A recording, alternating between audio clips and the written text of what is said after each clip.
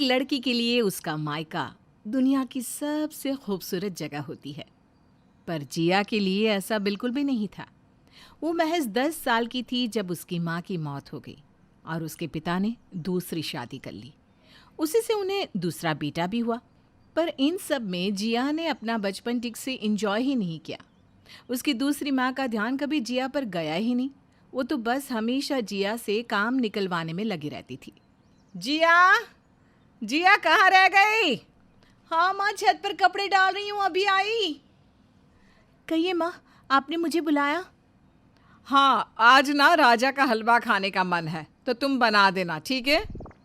माँ, आप जानती है ना, मैं स्कूल में बच्चों को पढ़ाने जाती हूँ और अब तो उनकी परीक्षाएं भी आ रही हैं। मुझे उन पर ध्यान देना होगा माँ।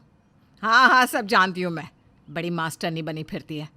मैंने कहा ना, राजा का हलवा खाने का मन है। अपने भाई के लिए इतना नहीं कर सकती? पहले हलवा बना देना, बाद में चली जाना। ठीक है, मैंने खाना तो बना दिया है, हलवा बनाकर तुरंत चली जाऊंगी।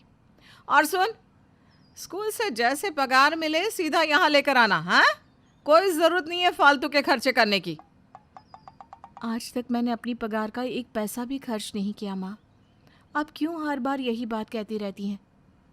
बड़ी ज़बान चल रही है तेरी। हाँ, अब जल्दी से काम कर, मेरे सर पर चढ़ने की कोई ज़रूरत नहीं है, समझी? बड़ी आई मुझे जवाब देने वाली। कावेरी का बर्ताव हमेशा से जिया के साथ ऐसा ही था। उसके पिता को तो जैसे याद भी नहीं था कि उनकी कोई बेटी भी है। वो तो काम में व्यस्त रहते और जो उनकी बीवी कहती वही करते और सुनते थे। बस एक ही जगह थी जहाँ जिया को थोड़ा सुकून मिल पाता था, और वो था जहाँ वो बच्चों को पढ़ाती थी। सारे बच्चे भी जिया को बहुत पसंद करते थे। Good morning ma'am. Good morning Chintu. आज पेरेंट्स मीटिंग है ना, तुम अकेले आए हो? कोई नहीं आया तुम्हारे साथ? आए ना, मेरे चाचू आए हैं, वो रहे कार पार्क कर रहे हैं। अच्छा ठीक है, उन्हें अंदर ले आना, मैं इंतज़ार कर रही हूँ। चिंटू अपने चाचू विहान को अंदर ले आता है और विहान को पहली नज़र में ही जिया पसंद आ जाती है। वो उसे देखता ही रह जाता है पर कुछ कह नहीं पाता। विहान की नज़र जिया से हट ही नहीं रही थी। तो आपको समझ में आ गया ना जो मैंने कहा? हेलो, आप सुन भी रहे हैं मैं क्या बोल रही हूँ? हाँ हाँ, समझ गया मैं। आप मुझे अपना नंबर दे दीजिए ना। जी? मेरा मतलब है, कुछ समझ में नहीं आएगा तो मैं आपसे पूछ लूँगा। हाँ, ओके, ये लीजिए। विहान अब रोज़ चिंटू को स्कूल छोड़ने आया करता। उसकी अच्छी दोस्ती भी हो गई थी जिया के साथ। जिया को भी विहान में एक अच्छा दोस्त नज़र आने लगा था, पर उसके घर के हालात तो वैसे के वैसे ही थे उसके लिए। आजकल बड़ा मोबाइल चला रही है तू, हाँ? कहीं कोई चक्कर वक्कर तो नहीं है ना तेरा? देख रहे हैं जी आपकी लाडली के कारनामे। जियो, ये सब क्या है? क्या कह रही है माँ? पापा, आपने एक बार भी मुझसे पूछा कि मैं क्या कर रही हूँ? बच्चों के एग्ज़ाम से इसलिए वो सवाल पूछते हैं, बस उनके जवाब दे रही हूँ। पर आपको अपनी बेटी कभी दिखाई कहाँ देती है? आपको तो बस इस घर में कुछ ही लोगों की सुनाई पड़ती है।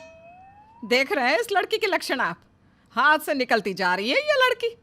मैं तो कहती हूँ जल्दी से इसके हाथ पीले कर दीजिए और रफा दफा कर दीजिए इसे। मैं कोई सामान नहीं हूँ जिसे आप रफा दफा कर देंगी माँ। मैं अभी अपने करियर पर ध्यान देना चाहती हूँ, और वैसे भी मैंने आज तक आपको कोई तकलीफ नहीं दी। घर का सारा काम करती हूँ, कभी आपको कुछ कहती नहीं, फिर भी आप। जियो, ऐसे बात करता है क्या कोई अपनी माँ से? कावेरी सच्ची कह रही है, तुम्हें जल्द से जल्द इस घर से बाहर करना होगा।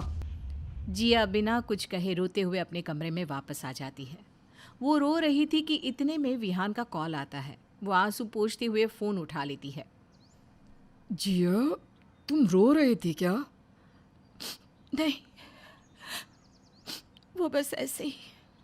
क्या हुआ जिया, मुझे बताओ, मैं तुम्हें ऐसे नहीं देख सकता। मेरे मम्मी पापा मेरी शादी करवा देना चाहते हैं। उनके लिए तो मैं कभी थी ही नहीं।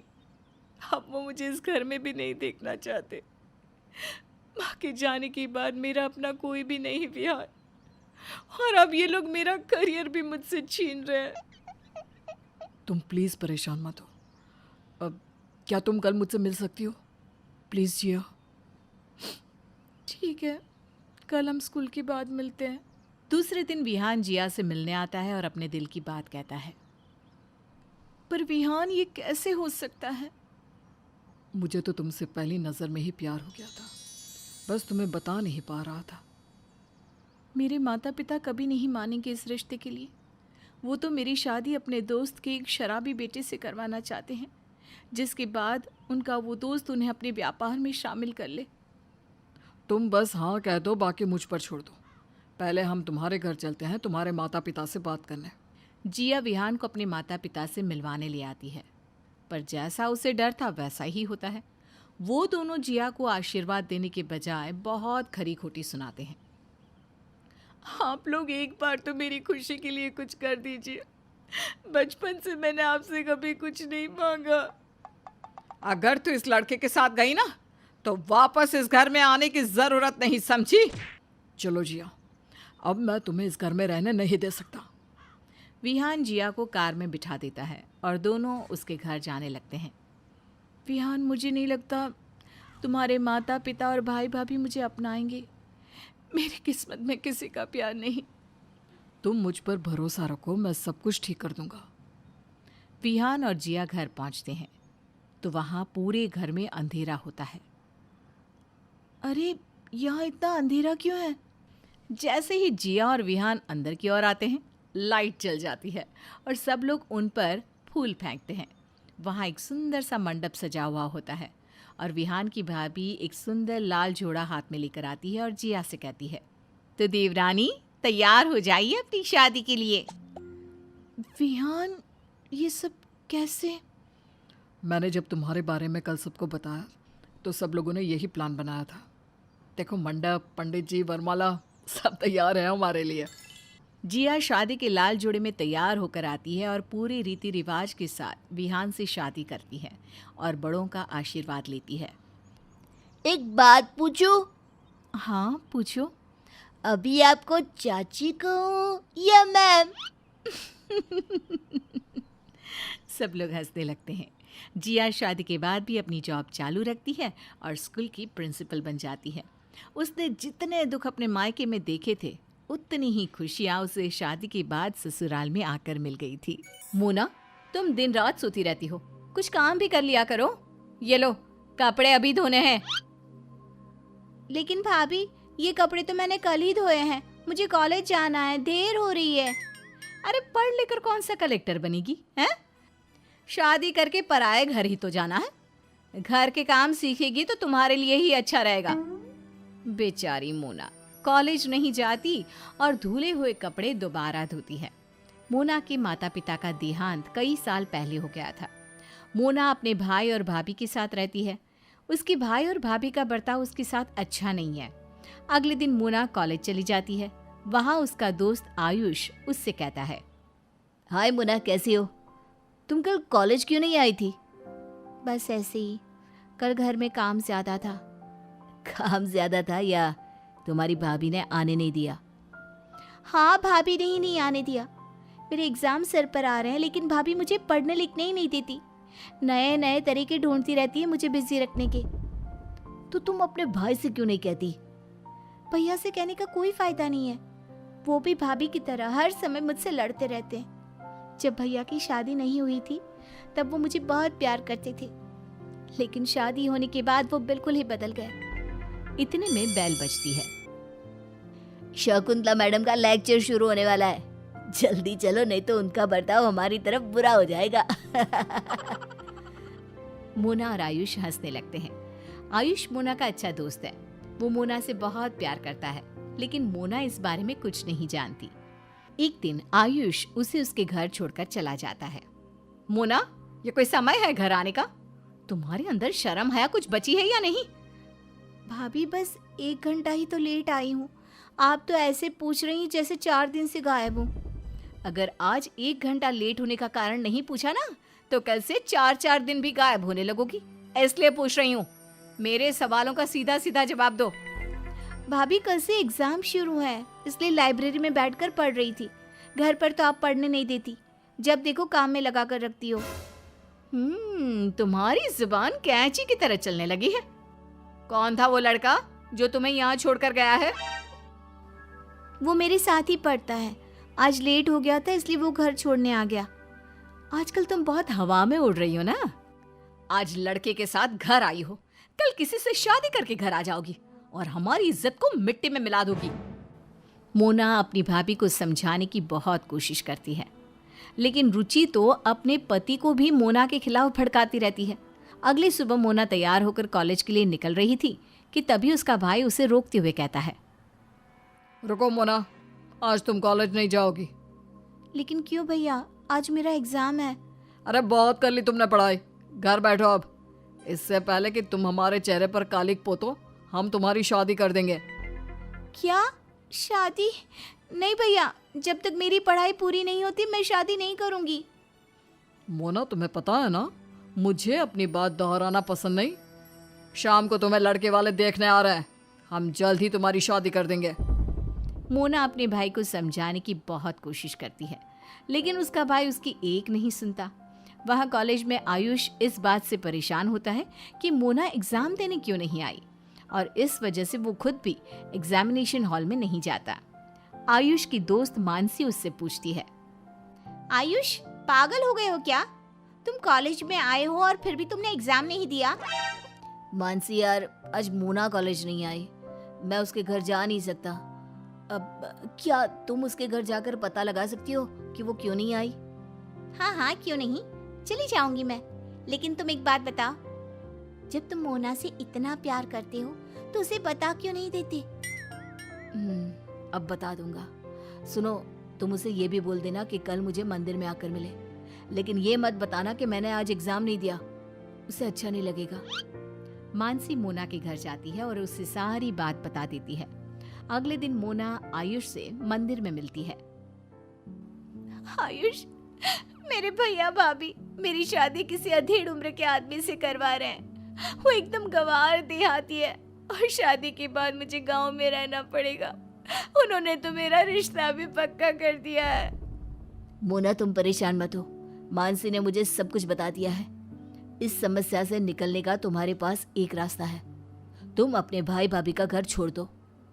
लेकिन फिर मैं कहाँ जाऊंगी? भैया के अलावा मेरा इस दुनिया में कोई नहीं है। तुम मेरे घर चलो, मेरे साथ, मैं तुम्हें किसी चीज की कमी नहीं होने दूंगा। लेकिन आयुष, तुम्हारे घर पर इस तरह से रहना, लोग क्या कहेंगे? तुम अपने मम्मी पापा से क्या कहोगे? नहीं, ये ठीक नहीं है। मोना, हम दोनों मंदिर में खड़े हैं, आज मैं तुमसे जो भी बात कहूंगा तुम्हें उस बात पर विश्वास करना होगा। मैं तुमसे बहुत प्यार करता हूँ, सारी जिंदगी मैं तुम्हारे साथ रहना चाहता हूँ। क्या तुम मुझसे शादी करोगी? मोना आयुष के मुंह से ऐसी बात सुनकर हैरान हो जाती है। वो कुछ बोल पाती इससे पहले आयुष सिंदूर लेकर मोना की मांग में भरकर कहता है, मैं भगवान को साक्षी मानकर कहता हूँ, मैं जिंदगी भर तुम्हारा साथ निभाऊंगा और तुम्हारे हर सुख दुख में तुम्हारा साथ दूंगा। आयुष की बातों में मोना को सच्चाई दिखी और फिर सारे रस्मों रिवाज के साथ दोनों ने मंदिर में शादी कर ली। मोना आयुष के साथ अपने भैया भाभी के घर पहुंची तो रुचि ने उसे देखकर अपना माथा पीट लिया। हाय राम, ये क्या कर लिया इस लड़की ने, सारे खानदान का मुंह काला कर दिया। मैंने अपने पसंद के लड़के से शादी कर ली तो आपके खानदान का मुंह काला हो गया, और आप दोनों उस देहाती गवार अधेड़ उम्र की लड़की के साथ मेरी शादी करवा रहे थे, उससे आपके खानदान का मुंह गोरा हो जाता। मोना, ये तुमने अच्छा नहीं किया, निकल जाओ इस घर से और कभी भी मुझे अपनी शक्ल मत दिखाना। आज से तुम हमारे लिए मर गई। मर तो मैं आपके लिए उसी दिन गई थी जिस दिन भाभी आपकी जिंदगी में आई थी। बस ये बात कहने में आपको कई साल लग गए। इसके बाद आयुष मोना को अपने घर ले जाता है। रास्ते में मोना आयुष से पूछती है, आयुष, मुझे बहुत डर लग रहा है, तुम्हारे मम्मी पापा हमारे रिश्ते को स्वीकार करेंगे या नहीं? आयुष मोना की बात का कोई जवाब नहीं देता और अपने घर की तरफ चल देता है। आयुष जैसे ही मोना को अपने घर के पास लेकर जाता है तो वहां पर उनके स्वागत के लिए पहले ही बहुत सारे लोग खड़े होते हैं। वो उन दोनों पर फूलों की वर्षा करते हैं। मोना ये देखकर हैरान हो जाती है। ये सब क्या है आयुष? ये तो शुरुआत है, आगे आगे देखो होता है क्या। मोना घर के अंदर गई तो आयुष के मम्मी पापा ने मोना को नई दुल्हन की तरह अंदर प्रवेश कराया। उसे बहुत सारे तोहफे दिए। मोना ने उनके पैर छूकर उनका आशीर्वाद लिया। फिर मोना ने आयुष से पूछा, आयुष अब तो बता दो, ये सब क्या हो रहा है? मैंने अपने और तुम्हारे बारे में पहले ही अपने मम्मी पापा को बता दिया था। उन्होंने ही मुझसे कहा कि मैं आज ही तुमसे शादी कर लूं और तुम्हें अपने घर ले आऊं। अच्छा, तो इसलिए मेरे बिना कुछ बोले तुमने मेरी मांग में सिंदूर भर दिया था, ताकि मेरे पास मना करने का कोई कारण ही ना रहे। हाँ, और तुम्हें पता है, मम्मी पापा सुबह से हमारे स्वागत की तैयारी कर रहे हैं। सारे रिश्तेदारों और पड़ोसियों को इकट्ठा कर लिया और घर को दुल्हन की तरह सजाया। तुम्हारे और मेरे लिए गिफ्ट लेकर आए। तुम्हारे मम्मी पापा बहुत अच्छे हैं आयुष। तुम्हारे नहीं, हमारे मम्मी पापा बोलो। आज से वो तुम्हारे भी तो मम्मी पापा है। इस तरह आयुष और मोना की जिंदगी का नया चैप्टर शुरू हो गया। दोनों ने अपनी पढ़ाई पूरी की और हर कदम पर आयुष ने मोना का साथ दिया।